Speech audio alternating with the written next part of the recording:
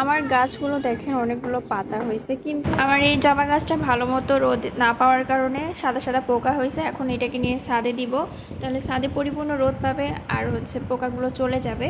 তো এখন আমরা ছাদে যাব, তো চলুন ছাদে দেখা হোক। আর এই গাছটা এত পরিমাণে ভারী, ছাদে তুলতে যে অবস্থা খারাপ হয়ে গেছে, পরে আমি না পেরে আমার ভাইকে দিয়ে তুলাইছি। ও তো তুলবে না, জোর করে তুলাইছি।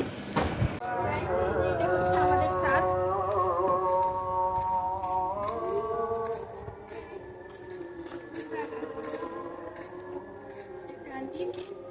এই যে মরিচ গাছ, পুঁইশাক গাছ, অনেক ধরনের গাছ রয়েছে।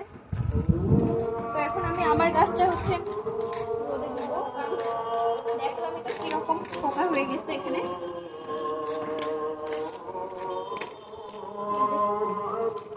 এই সাইডে দিয়ে দিচ্ছি, এই সাইডে প্রচুর পরিমাণে রোদ আসে।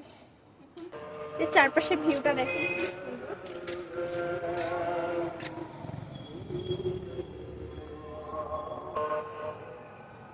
অনেক সুন্দর, আমাদের ছাদ থেকে চারপাশ দেখতে এত পরিমাণে ভালো লাগে।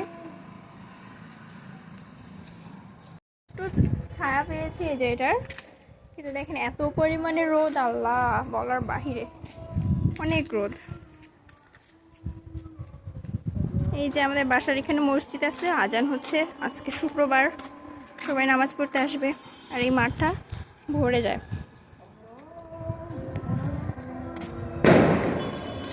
কোথায় বম ফাটলো রে? নতুন একটা বাসা হচ্ছে এখানে। তো এই তো সব মিলিয়ে আমাদের ছাদ। আর আমাদের এই পাশটাতে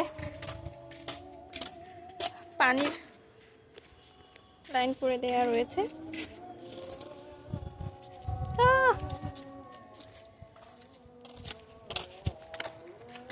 তো আজকের জন্য টাটা, বাই বাই।